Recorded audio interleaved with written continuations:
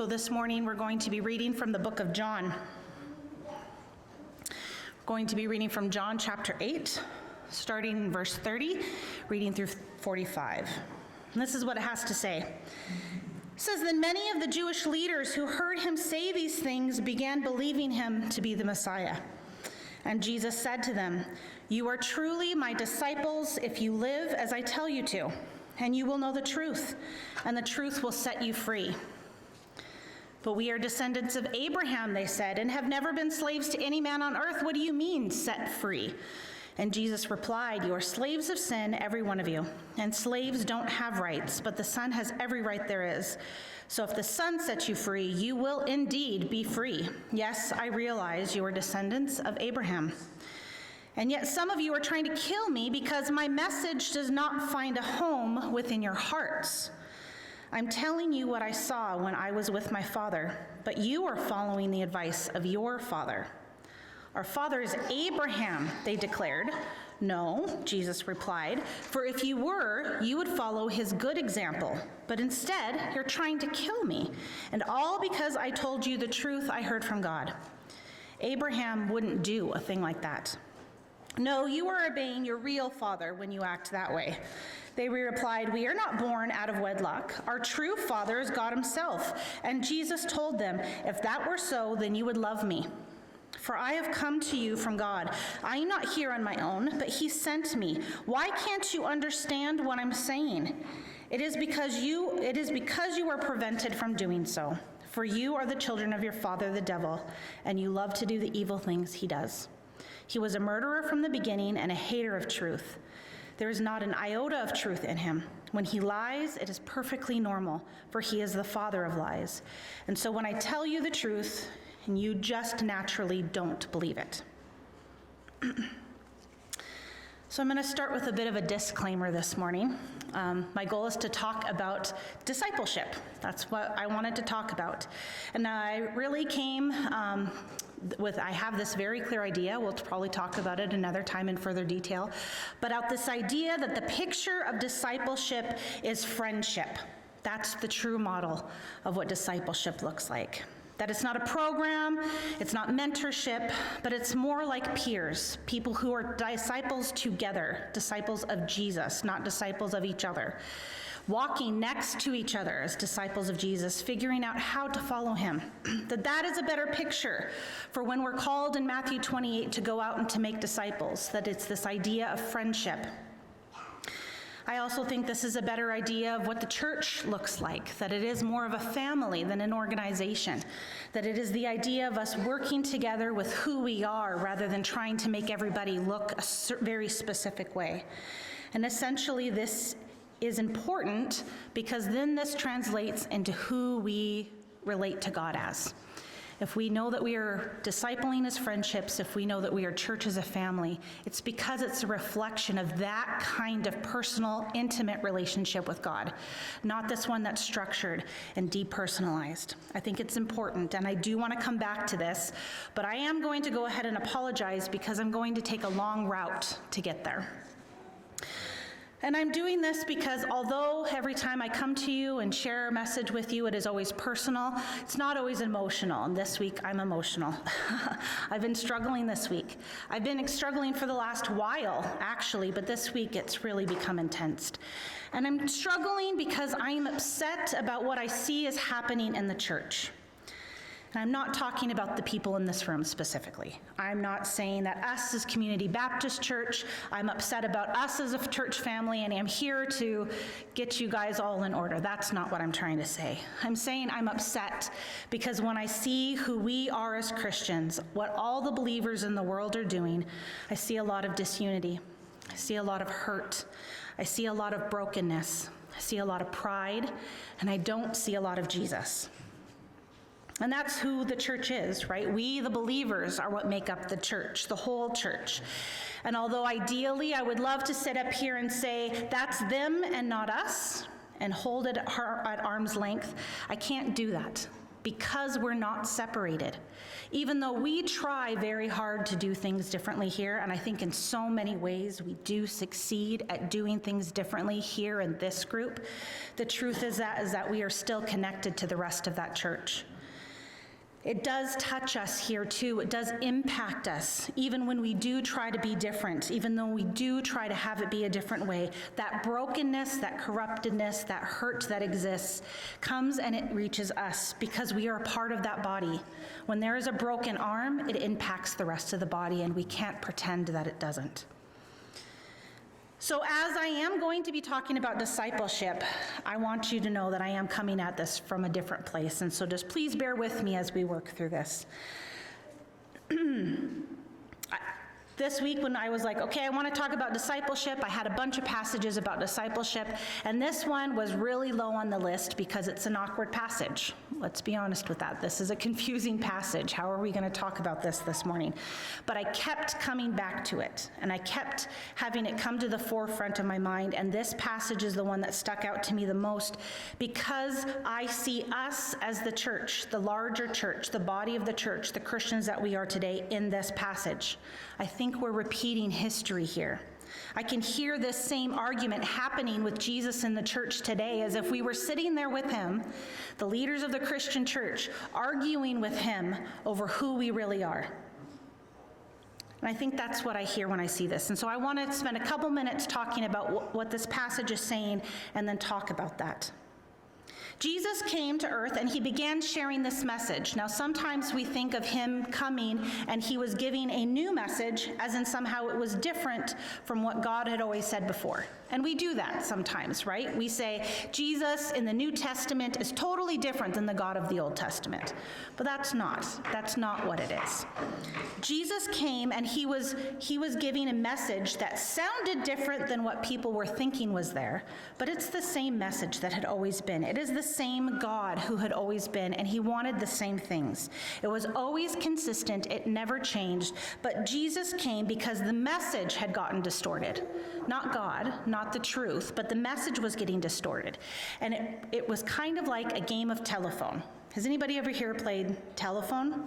And I still remember the first time I played it was like grade 1, and it was a big room. There's like 30 kids, and one person starts with a message, and it gets whispered and whispered and passed on and passed on and passed on, till at the end they say it out loud, and it's nothing like the original one. And everybody laughs, especially in grade 1, because it's something silly and it's something funny. But then there's this idea of telephone, this game of telephone where a message gets passed and passed and passed, and over time, it morphs into something different. So that the people at the end, they had no idea that the message has changed, but it has changed. It is now something different than it originally was. And the people at the beginning had no idea what it was going to happen at the beginning, but that's just what happens. And I hear this message, this distorted message, this game of telephone that is being played. Jesus was controversial. Jesus sounded like he was saying something new because he was coming back and stating the original message again. It sounded like it was a conflict. It sounded like this wasn't right, but it's just because the message had morphed, and we see that here in this specific passage, and we see this one in this passage. It was emphasized, and this is how the message had been distorted in this way. He was talking to the Jewish leaders of the time, and this particular group of leaders had morphed the message from God wants a relationship with his chosen people, and he wants this to be a committed relationship of loyalty and closeness, and anybody can come be a part of it, but it's starting with this group of people who will stay loyal and consistent with loving God in this very specific way with everything they have. Their families, how they interact with each other is all going to be around their relationship with God. He says, you will be my people and I will be your God. But then the message started to morph and it started to become something different. And by the time it reached this group of people who were talking to Jesus, the message had not become, you are my chosen people because of our relationship and our closeness and how we are staying connected. It is, we have a relation based on bloodline, heritage, culture. It's this tradition of how we do things. That's where it is. That's not true. That's not what it had been intended in the beginning when the covenant was made with Abraham, and then it was passed from Abraham down through the generations. It was not meant to be about flesh. It was not meant to be about the physical, who I was born into a family with and how I practice things. But that message had morphed, and that's what they were insistent on. They kept saying, but we are children of Abraham. We were born this way. We practice the traditions. Of course we're the chosen people. How dare Jesus come and tell us that we're not meeting the standard? But Jesus came to redeliver and reassert that original message, and that's that God wanted hearts, not flesh. We find this in other arguments too, but then in other times where Jesus was arguing with the Pharisees and the Jewish leaders of the time, we hear this other distorted message, the second message. And if you're interested in seeing an example of that, Matthew 23 is a really great example of this other distorted message that happens. The message of that one, the distorted one that happened through the game of telephone, is that we are the chosen people because we follow the law. We follow the rules.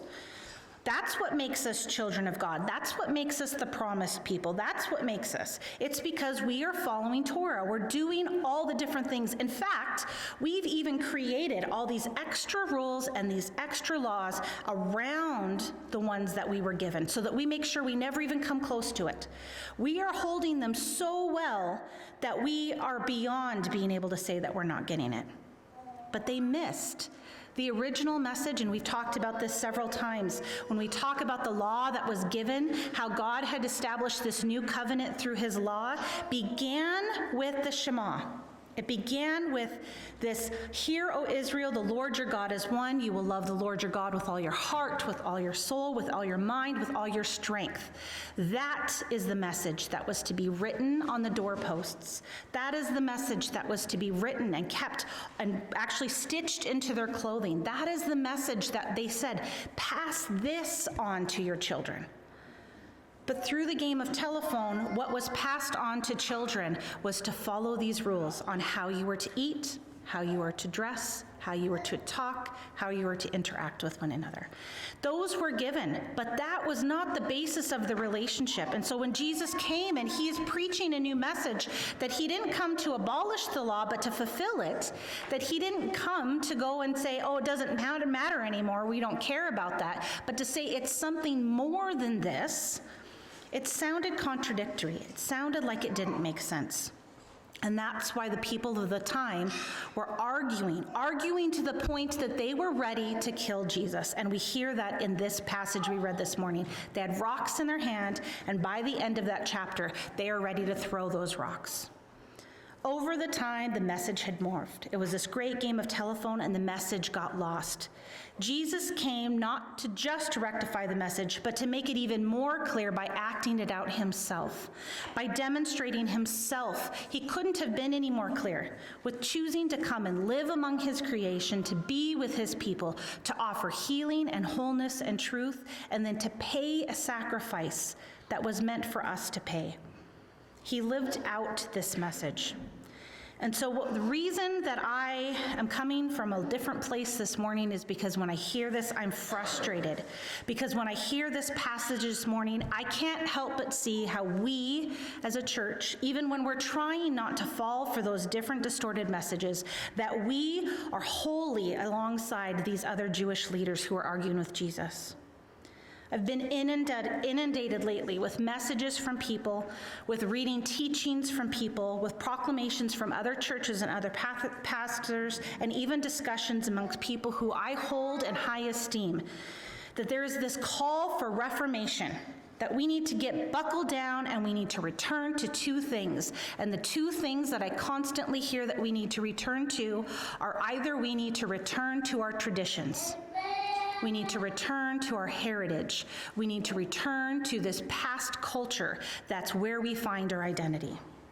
But that's false. That's not what we are being called to return to. We are not being called to hold fast to the way things used to be. There's a whole things that we can look back and go, man, it was great when. There's nothing wrong with that. But what's wrong is when it distorts the message of what we are being called to return to, and it's not to return to tradition. The other thing that I keep hearing over and over of what we are to return to, what we need in order to reform us as a church and to make us better again, is a call to moral purity, a call to making sure that we are adhering to those rules, that we are looking at the law, and we are making sure we are staying steadfast and following those standards. We've played this exact same game that Jesus went through at that time. We are ending up in that exact same misremembered message state that they had played back then too. Our Christianity, our standing, our who we are in the eyes of God, our process of discipleship is not a matter of holding to tradition and culture. It's not a matter of holding to this expectation of rules and morality. But that's what we are holding to. That is the message I'm hearing, and that's why I'm frustrated this morning. I get why we do this. I understand it completely.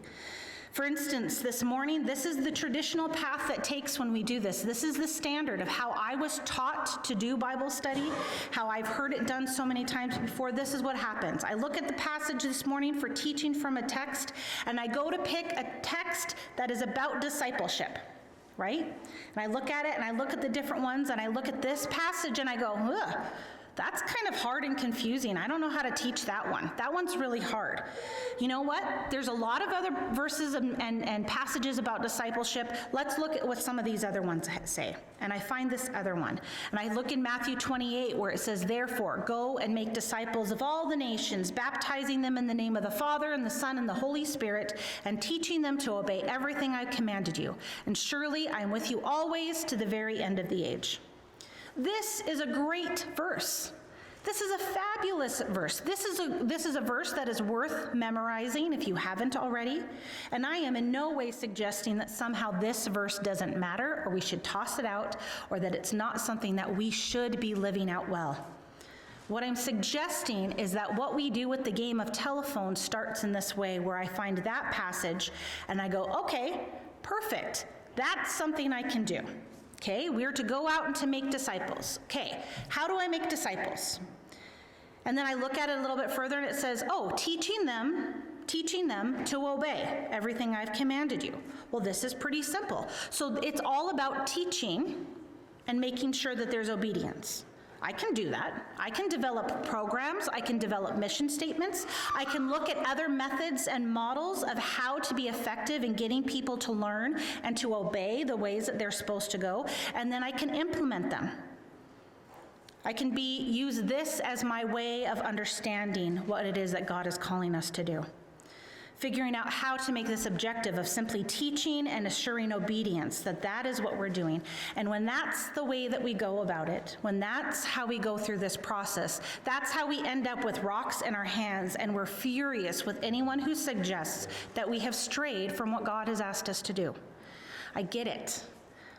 I get and I understand the motivation of wanting to be effective and productive in serving God. It comes from a very, very pure place. It comes from a place of, I love God so much. I want to make sure that I serve him and that I do it well. And I have sympathy for that motivation. I get it. I understand why we do this.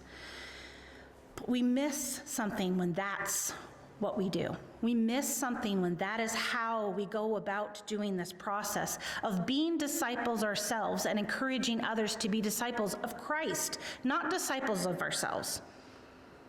We see it in this passage this morning. I know it's the harder passage, but we have to memorize and live out this passage as well. And we hear it because in verse 31, it says, "Follow my commandments." If you want to be a disciple, follow my commandments.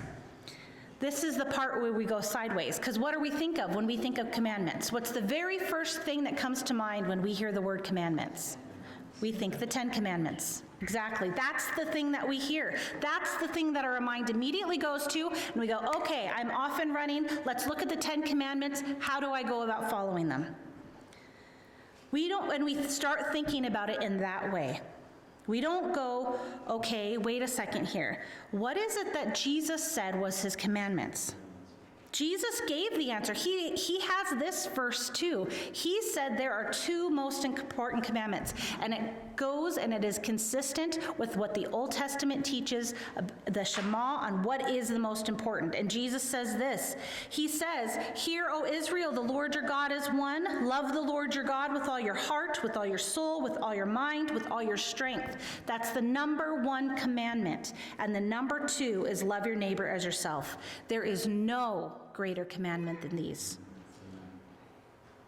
This is what Jesus is saying. Just because we hear 10 commandments when we hear this verse doesn't mean that we maybe need to change how we understand this. We have some growth in some ways that we can become better disciples when we actually follow Jesus's call in our life. And that doesn't mean that the 10 commandments don't matter. It's okay, go do all of them. But it means that they are kept in line, they are kept in priority with these two first. We see it when Jesus, in verse 42, he says, "If God were your father, you would love me." He's not criticizing them and saying, "You guys are just ridiculous and you guys are bad guys."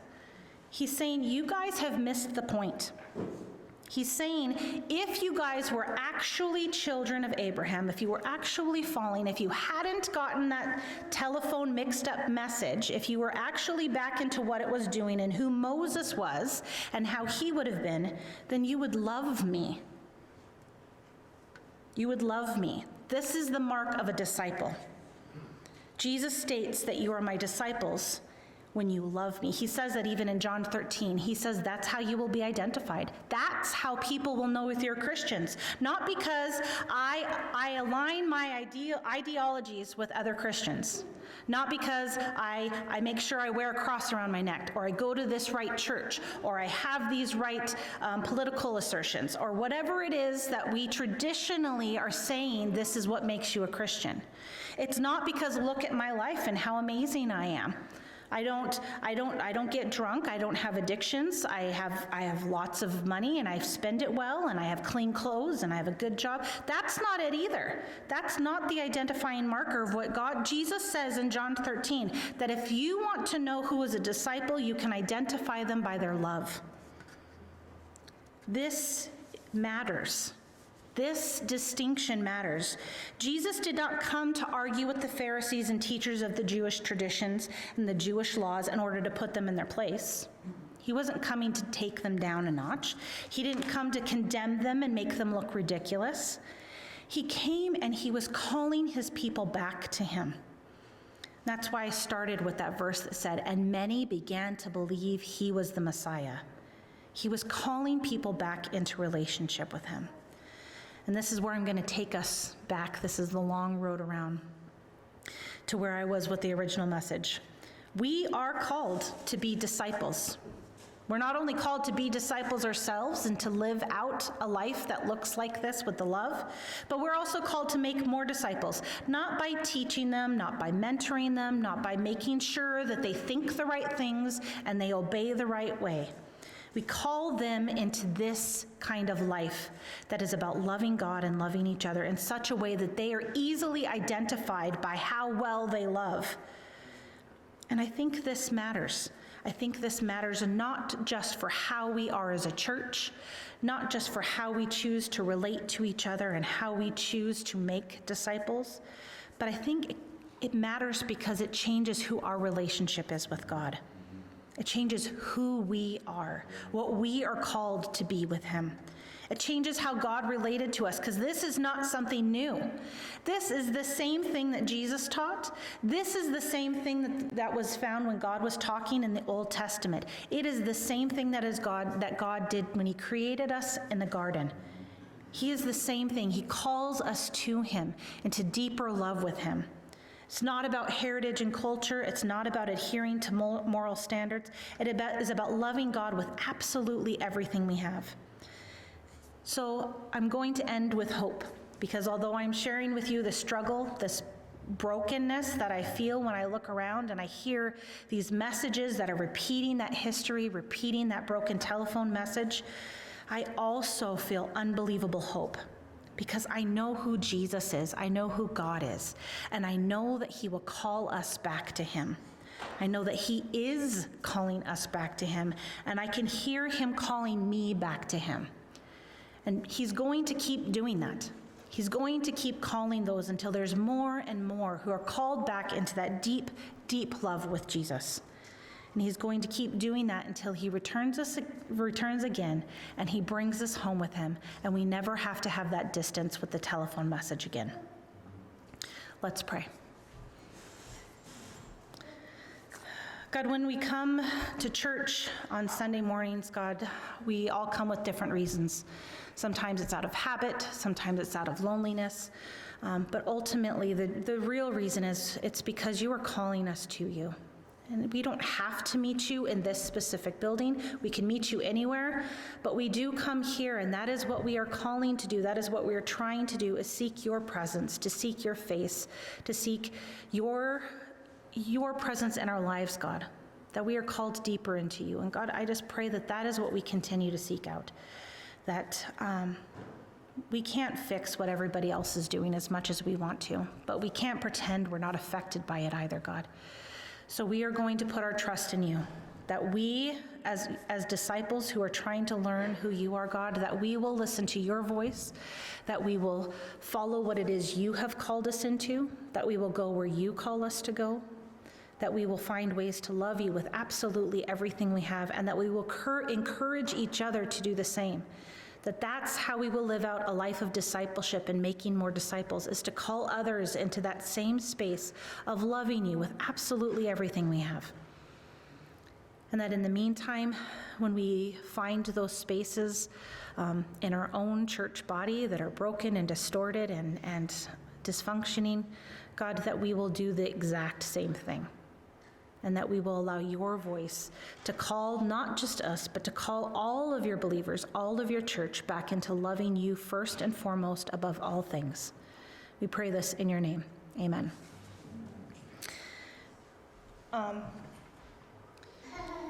We are going to have, thank you, Aiden.